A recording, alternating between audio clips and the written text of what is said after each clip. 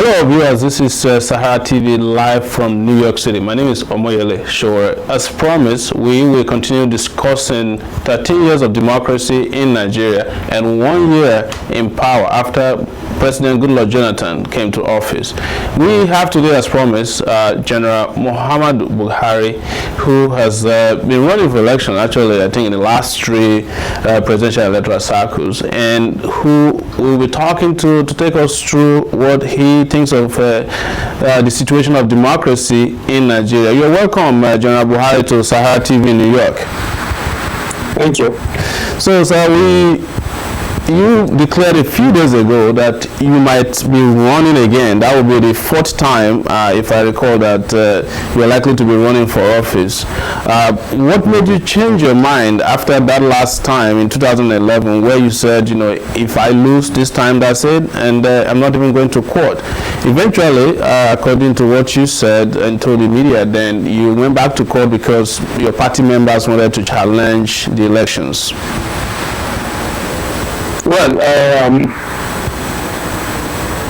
owned up to the fact that after reading my address before the 2011 presidential elections, I said I wouldn't run after that. But since then, there has been a deluge of visit by individuals and groups, members of my party and supporters across the country, that I must not relent. But what really convinced me to listen and to decide to leave the matter with the party was that some serious-minded people, I wouldn't like to mention any of them here now, they said that, well, since I said I will not stop participating in partisan politics, then why should I refuse to participate in taking the challenge for the fourth time to present myself to Nigerians again? They said that if I don't, whoever leads the party, the CPC, gives the ticket, may not get elected, and the party with the internal understanding trying to clear the party may just die a natural death. Now this weighed heavily on me, because, as you know, I left the NPP and we formed the CPC. And for me to remain in partisan politics and see the party, I have had to get registered and participate at the highest level. To go under, I think it's not quite acceptable to me. General, the only thing is that you will be 70 years old by the time the next elections will be approaching or older.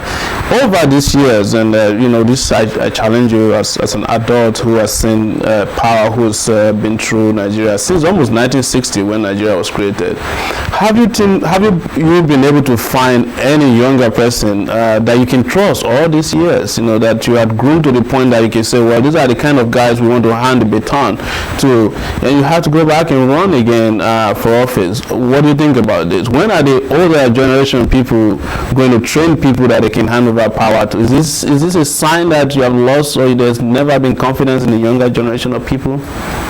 No, not at all. But as you very well know, it is the party. It's the only platform. And don't forget there are over 60 registered political parties, 63 or 64. So people have vast choice out of this to go in and use it as platform. But whoever choose to join the CPC and aspire to the highest office is welcome. Irrespective of age, since the Constitution does not put any constraint on age limit, to participate, to seek for elective office from councillor to the presidency. When you started the CPC and we watched the last election and see how millions of people follow you anytime you're campaigning in the north. But in the south, you have very limited presence, and that is why people kept saying that even if you had, if the elections were free and fair, you're likely not to have won the election. What do you think was responsible for your very partial success in the south? You know, don't you think people see you as the leader of the northern party, and generally you have not enough acceptance down south? And what do you think was responsible for that? Well, it is true that there seems to have been more audience coming to see me and listen to me in the north than in the south. But I don't think you have followed me closely in the south as well. I doubt if you are in Ibadan. I doubt if you are in Lagos.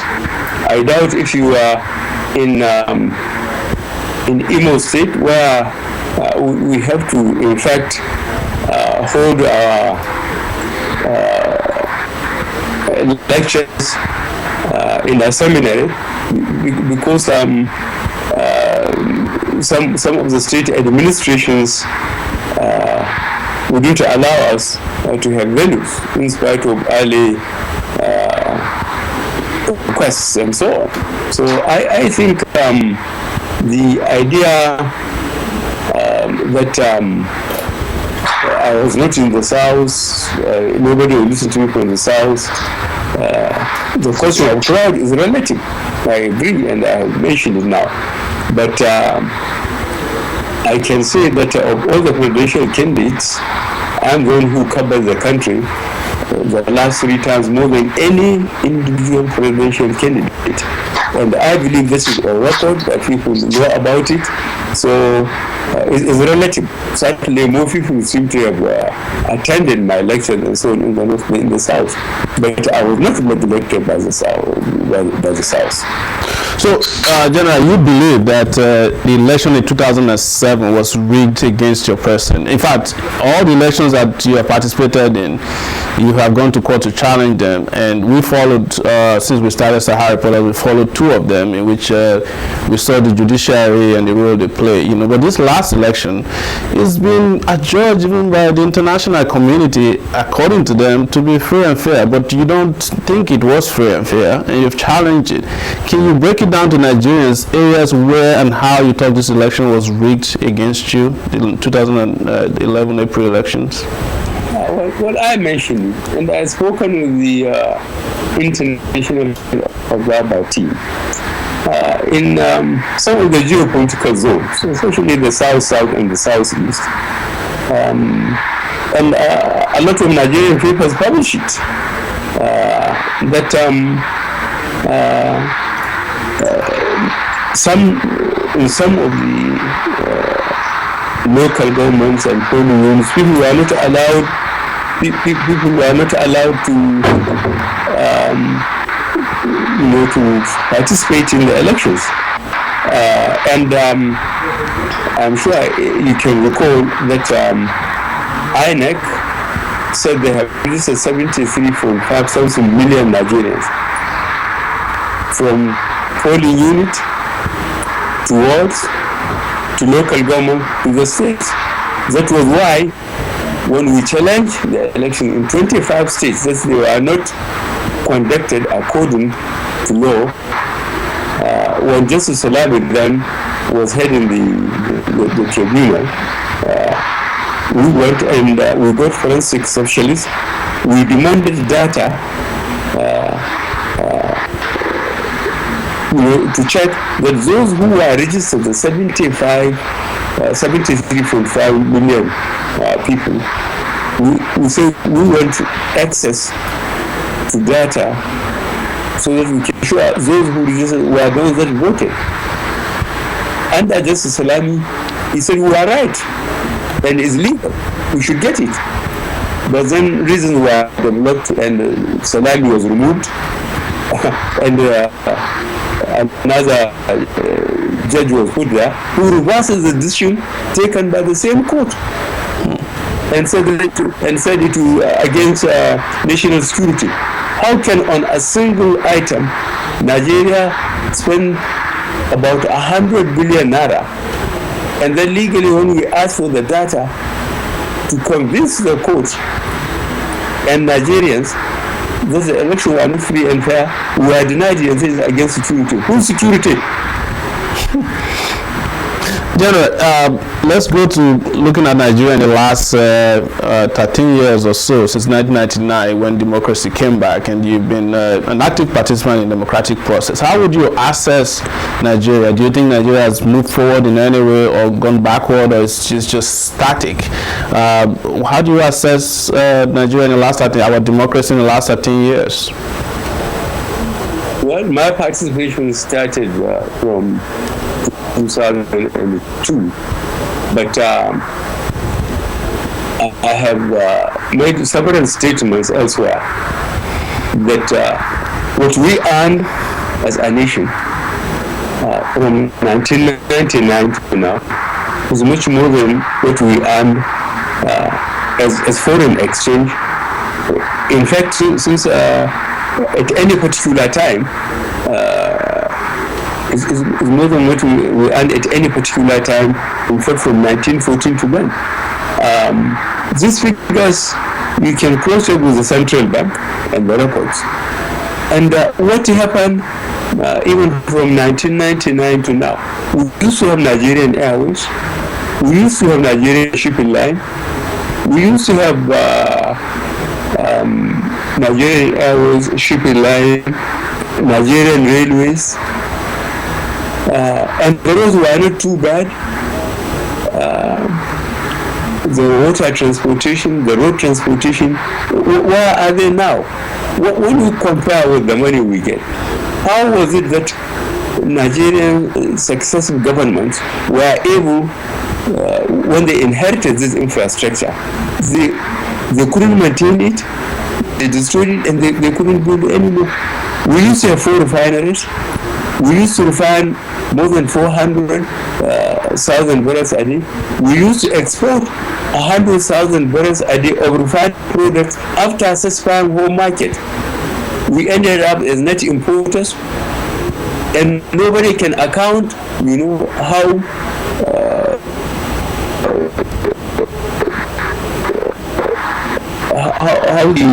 the so-called oil subsidy is being financed. And anybody interested in Nigerian security and economy would have listened to the National Assembly's hearing on subsidy, no talk of pension scheme and so on. So, yes. Yes, for someone with a military background, and if you were the head of state of Nigeria today, the president of Nigeria today from April 2011 till now, what would you have done to Boko Haram to put an end to the kind of insecurity, the kind of killing and destruction of Nigeria that's being carried out in the name of religion right now? What would you have done conclusively to put an end to this militant group? It's not done in the name of religion. No religion allowed hurting the innocent. No religion. So what Boko Haram is doing is not in the name of religion. It's got nothing to do with religion. So what are they doing? I mean, they are bombing churches, they're killing, and they're releasing records, videos saying, no, we're doing this in the name of Allah. You see those things yes, from time to time. They are claiming it, but it's not religious. And there are 7 clear cases where those who have been caught trying to bomb churches, carrying weapons across all bombs, were Christians and were not Northerners. So do you remember those ones? I said there are 3 Boko Harams. I made this statement. The original Boko Haram, which is stated in Borno State, because their leader was killed, extrajudicial killing, they set up to take revenge, and they were killing learned Islamic teachers. They were killing law enforcement agencies. They were killing politicians. Those that identified to be responsible with killing their leader. But then there are crooks, thieves, pen and armed robbers, that have been breaking banks, bombing banks, killing policemen, and taking money from boats or banks in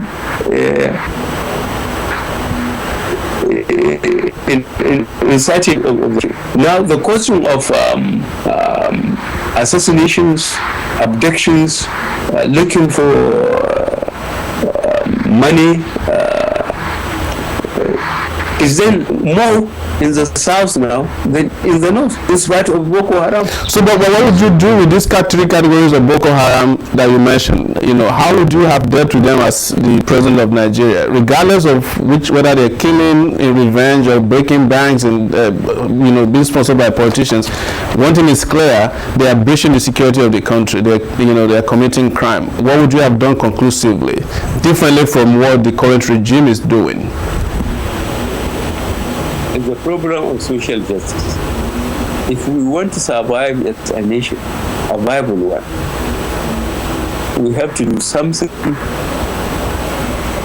extremely serious about corruption. Now, Nigerians now know, from what I have just referred earlier on, from the hearings on petroleum subsidy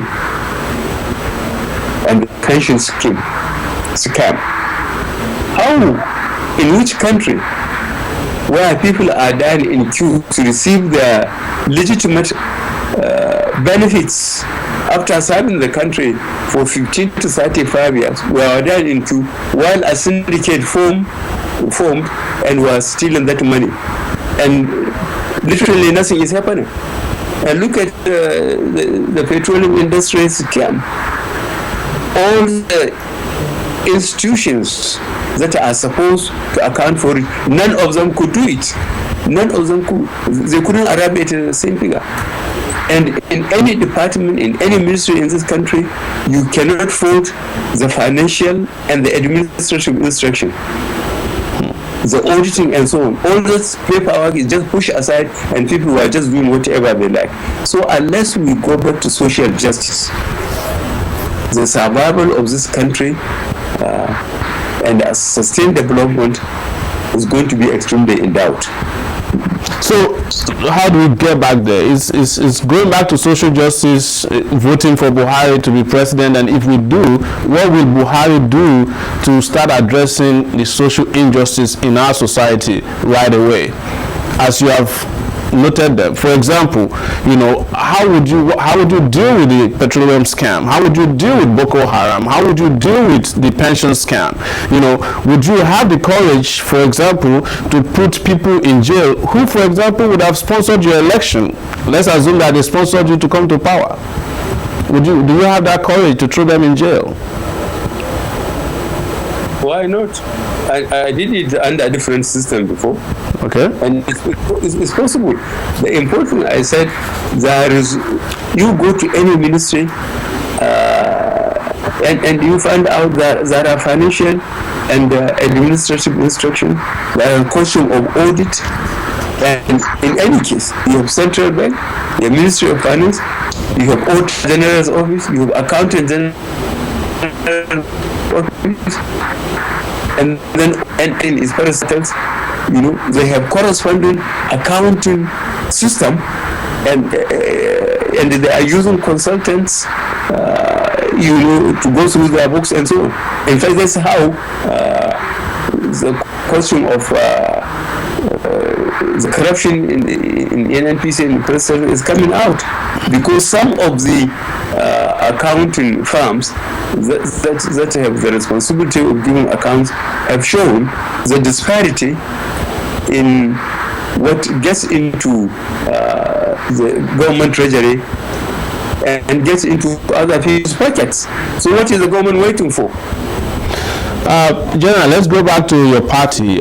Recently, last week, there was a whole crisis again engulfing the CPC. Some people said they have lost confidence in the leadership that is very close to you. And as a matter of fact, we did publish a report in which they are actually trying to kick you out of the party that you created. And it happened also while you were in the PTF. There were allegations that even though you yourself was not corrupt, there were people underneath your control that were actively participating in corruption.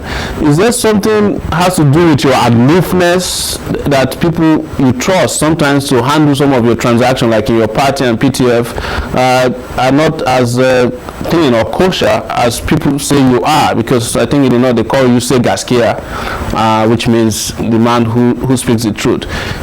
How do you assess this in terms of the fact that there's always problem underneath your feet when you organize organizations like this or head organizations? Well, the PTF one is history, but nothing was found against the PTF per se when we left. There was nothing, absolutely.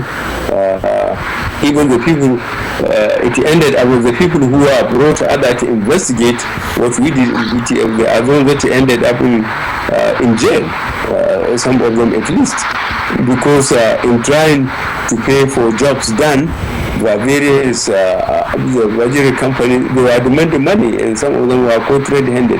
Now, to go back to CPC, what they have done is illegal. And Nigerians that are interested, in our political processes know it. We are virtually, to my understanding, going about under 5 documents. Let me put it that way. The most important one, of course, is the 1999 Constitution, out of which we have got the INEC Act. And the INEC Act gives INEC the power to register political association into political parties if they have if they are satisfied with their constitution and manifesto. And then whoever wants simply have to stand election for a political party that is registered, from councillor, as I said, to the presidency. And then for each election there is electoral act. There is electoral act for 2002 for elections 2003, 2006 for the election of 2007, 2010 for 2011 election. So, as I kept on saying, Nigeria documented its laws and regulations, but these are ignored. How can anybody come out after a convention and an executive of a party, according to the electoral act, is elected, and then some people just burst into the media houses and say they have suspended them? So who do you think is behind this? That's in Nigeria along this type of, we are wasting our time on issues that are stopping us from making progress, both economically and politically. General, let me ask you about some of the remarks you make at public activities that you've been engaged in that have become very controversial, and this is time to ask you directly. During the 2011 election, it was alleged that you make pronouncements, encouraging your supporters to engage in violence. You mentioned the word blood, that people should defend their votes, and if they rig, if they rig, you kill. And recently, there was another statement you made that if they rig the next election, it will be the dog and the baboon will be soaked in blood, and this has been interpreted to mean that you are setting your supporters up for another huge political violence after the elections that are coming up, in which you have now indicated interest. What exactly is it that you convey to these people, and how is it that each time you say some of these things, you speak the local language, Hausa, and when people interpret it, it looks as if you're encouraging violence, and that's why you use coded words? Yeah, well, you can pick the Hausa one, which you don't understand, but you know that all my election campaigns have to be conducted in English, because in Nigeria, that's the language we share. Mm-hmm. And I need everybody's vote, whether Hausa speaking, Efik speaking, Yoruba speaking, Igbo speaking, or whatever. So I don't think you are quite right there. But the question of asking my supporters to do violence, no, what I said is not more than what the president and other party leaders have said, that they must make sure their votes count. And of course, I said it in Hausa, a kasa, a tsare, a raka, a tapa, is to make sure, like I made an example, if you go to market, when people put their wares, they keep their eyes on it. Even if a fly landed or lands on it, they will see it. So I say they will watch their votes like that. And then our agents, according to the prescribed electoral act, they should be allowed, they will make sure they accompany our boxes to collation centers, from local governments upwards, and then they will make sure our votes count. That I have said it, and every politician have said it in this country. Now the last one, talking about baboon and the dog, and people make their own interpretations. I think only those that know the Hausa culture who are in it that can understand it. As I explained, I was visited by a group and from Niger State, and they read and addressed to me, but there are so many of them that came, so I came out and addressed them, and I looked at the crowd, they are Hausa speaking. So to get my message across, I spoke to them in Hausa. I said, look at what happened to us in 2003, 2007, 2011, and in spite of us, see what happened in Kogi, Adamawa, Sokoto, and other subsequent by-elections. That means the PDP have no intention of justice. That is free, fair, credible election. But look at what happened in one constituency in Kaduna State called Egabi, where the members of the party are represented in the House of Assembly, senators, and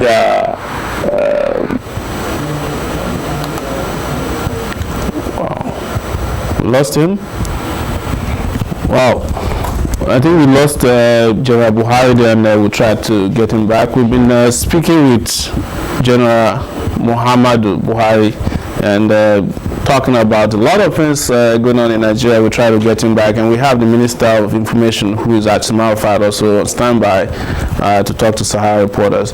Can you get? Okay. Okay. Hello, General. I don't see him in the system here. Can somebody help me? No, he's okay. Let me go back to General Buhari. Yes.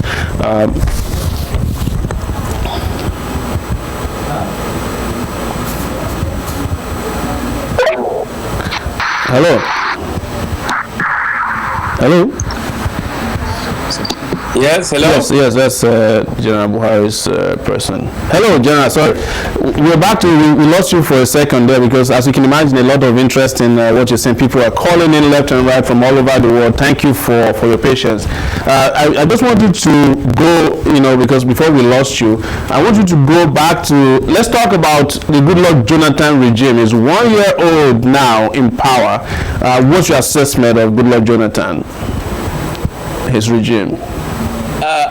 Unfortunately, fortunately, Nigerians now are very well informed, mainly for communication, both radio and electronic and print. Yes.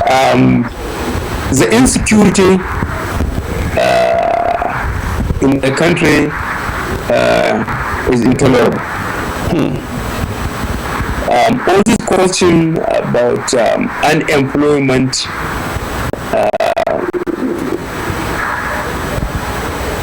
the consequences of restlessness of young men who have passed through university or who even are dropouts.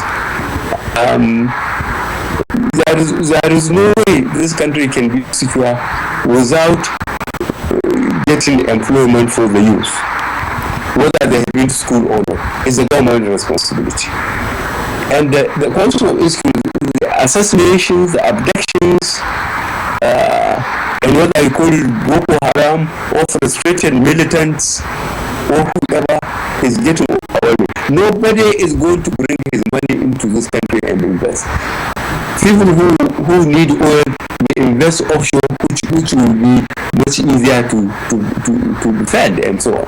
But to come on land in Nigeria now and invest money, I think the government is joking.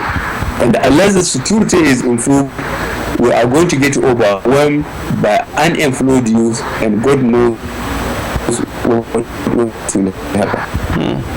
And this year is a terrible year. No security. And when there is no security, all other things will just collapse. And this is the position we are in now. So what do you think, because it looks as if we are under this regime until 2015, how do we move forward? I mean, one person asked us today, said, can we ask General Buhari to please try to work with Goodluck Jonathan? I mean, it's a very interesting question. I can't answer it for you. I have my own answers. But, can you actually work with the current system in any way until 2005? This is the most stupid question I can ever ask anybody. Well, this is personal. And I work with Mr. President.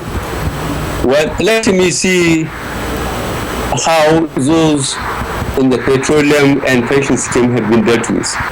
If this government shows that it can punish whoever steals, whoever takes public funds from the treasury, whether it is in a local government, state, or in the center, yes. And if the government asks me maybe to do something, I may do it.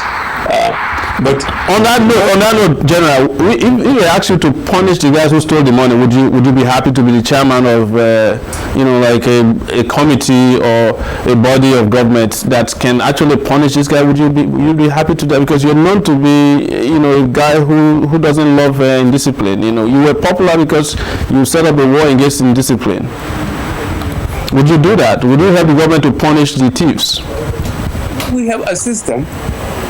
As we discussed much earlier, there is consultants, accounting consultants, who are giving virtually a daily return on what petroleum product is brought, what is sold, and so on.